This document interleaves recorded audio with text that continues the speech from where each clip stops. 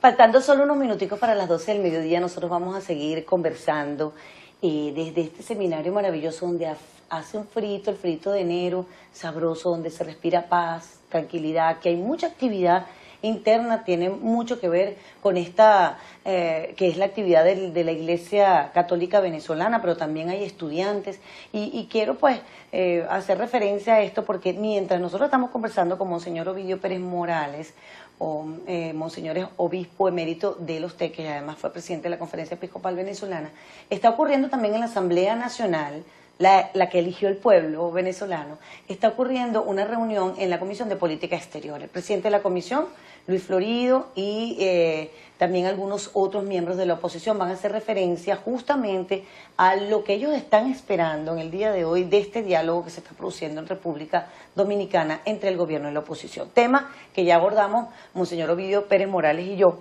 y que, bueno, lo estamos viendo con expectativas. Ojalá pudiera salir de allí humo blanco, como dicen allá en el Vaticano, Monseñor, pero que usted siente que hay otra reunidad que se tiene que lograr en el país para poder salir de esta crisis. Usted hablaba de eso, de una reunificación, y yo siento que también los ciudadanos tenemos que colaborar y poner nuestra parte en esto, ¿no? Exactamente, la sociedad civil a través de sus diversas instituciones, organizaciones de muy diverso tipo, entre las cuales también están, digamos, las organizaciones religiosas, de una gran unión, de un gran frente, de una gran confluencia para lograr canalizar todas estas inquietudes que hay hacia una convivencia democrática, una Venezuela vivible.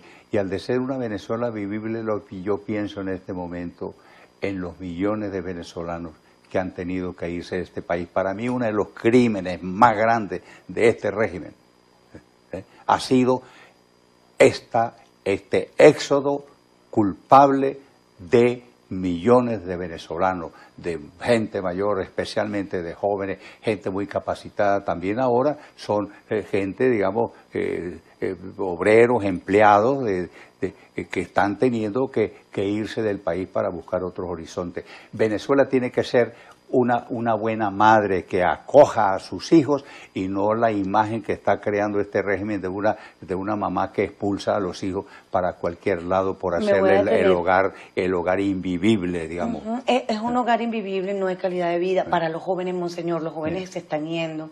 Los jóvenes, esos jóvenes que lucharon el año pasado, que los vimos luchando. Y lo grave es que en el fondo, este tipo de regímenes más bien espera que se vaya más gente, para quedar ellos solos con sus partidarios, con la gente que pueden dominar y que no se puede ir, etcétera. Ese es el ideal para un régimen.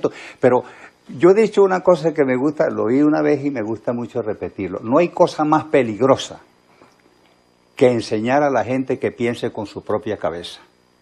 Fue una frase que leí una vez y que a mí me impactó y que me gusta repetírmela y repetírmela. Una sociedad democrática es una sociedad en la cual se cultiva gente que piense con la propia cabeza y no simplemente que esté pensando con la cabeza de los demás y especialmente con la cabeza de dirigentes que se creen los poseedores de la verdad. Formar gente crítica en el buen sentido de la palabra, que analiza las cosas, que discierne, que disiente. Una democracia no mira a la oposición y no debe mirar a la oposición como algo a tolerar, la disidencia como algo a tolerar mientras no se la puede acabar, sino que entra como un ingrediente necesario, así como en las comidas necesita un poquito de sal y un poquito de picante o lo que sea. Y después otra cosa que tiene buena es la democracia. La democracia es una democracia genuina, es el principio de alternabilidad que está en la Constitución aquí, creo que en el artículo 6 de la Constitución, de los principios fundamentales.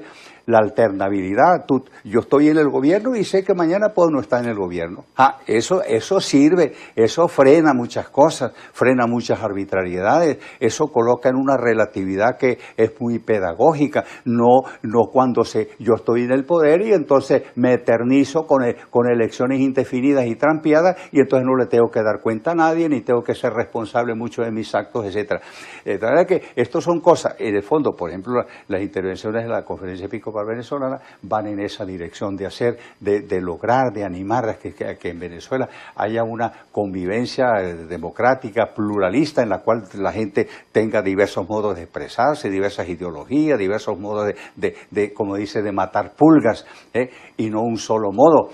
Y entonces, donde tengan cabida todos, en el fondo, donde tenga cabida rojos, blancos, negros, amarillos, grises, azules y todos los colores que se puedan conseguir, donde tengan cabida, que tengan cabida.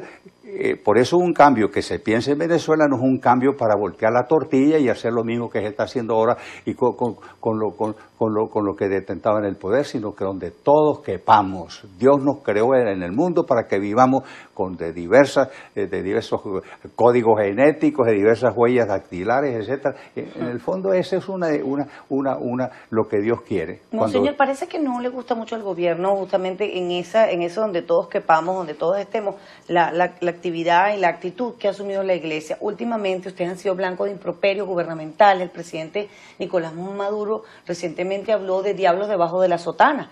¿Cómo ve usted un hombre como el Monseñor Ovidio Pérez Morales, que ha trabajado tanto por una sociedad necesitada, por ayudar a la gente, por dar conferencias para buscar las soluciones a las crisis? ¿Cómo siente usted este tipo de señalamientos de parte de un presidente de la República?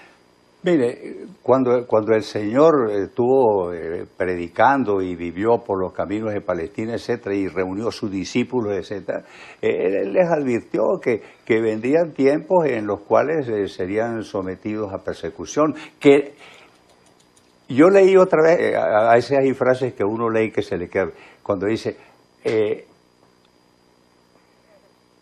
hay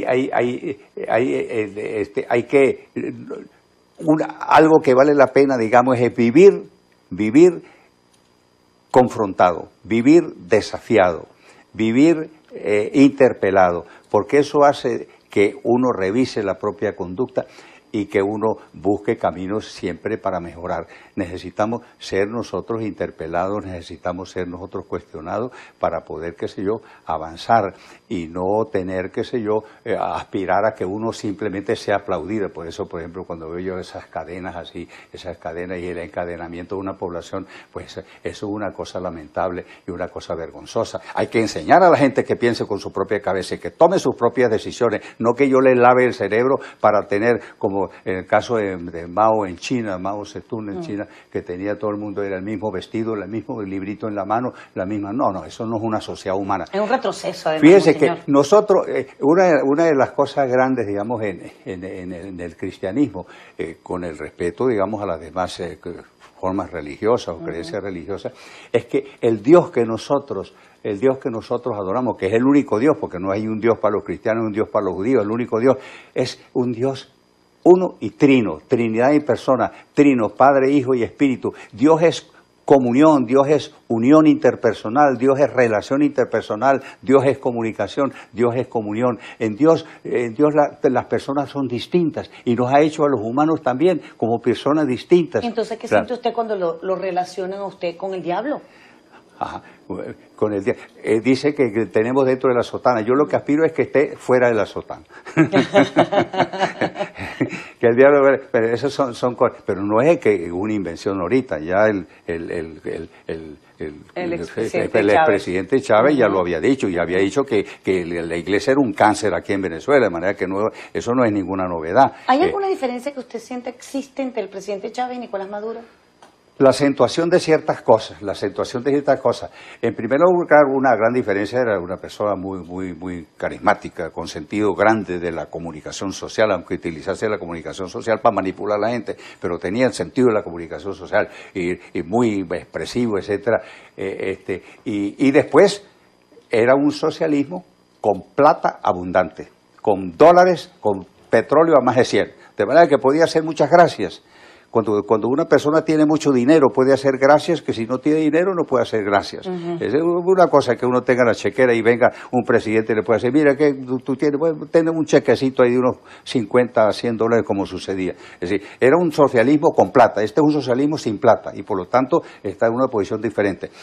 además de las condiciones actuales en que, perdido ese carisma, perdida, digamos, la plata, entonces se apela a otros recursos. Entiendo yo que la represión se ha vuelto más seria en este gobierno. No que el otro gobierno no tuviese forma represiva, pero la represión ha aumentado. En la medida que el petróleo ha bajado, la represión aumenta. Es una especie como de una balanza. En la medida que... Hay una proporción entre la parte Claro, y es la lo de temer ahora, que con esta escasez, etcétera, y entonces se van a apretar los controles de los organismos de seguridad del régimen, y entonces, porque la gente va a tener más protestas, entonces hay que acallar las protestas, de manera que puede presumirse que si sigue esta línea, digamos, de conducta, la represión va a aumentar en este país, y después con el control de todas las instituciones, cuando usted no tiene una defensoría del pueblo que defienda al pueblo, usted no tiene una fiscalía que realmente sea una fiscalía de cierta independencia, cuando tiene un Tribunal Supremo que es una oficina de asuntos jurídicos del régimen, cuando tiene un Consejo Nacional Electoral, que es una oficina electoral del régimen, cuando tiene usted todo en la mano, pues usted puede tomar cualquier tipo de decisiones, entonces estamos bajo una amenaza constante. De manera que la diferencia entre las dos cosas es que se han agudizado ciertos males que ya existían en su raíz. En solo minutos regresamos para seguir conversando, amigas y amigos, con Monseñor Ovidio Pérez Morales, ya para la parte final de nuestra entrevista desde el Seminario San José, aquí en El Hatillo, conversando con él sobre todo esto que significa una gran mortificación, una gran angustia de los venezolanos. Así que vamos a ver cómo lo ve Monseñor, quizás la salida más próxima a estos problemas, o por lo menos ir mejorando y poniéndole el cascabel al gato, como dicen por allí, a cada uno de los asuntos que tenemos. Vamos a hacer la pausa y ya venimos con más de BPI TV.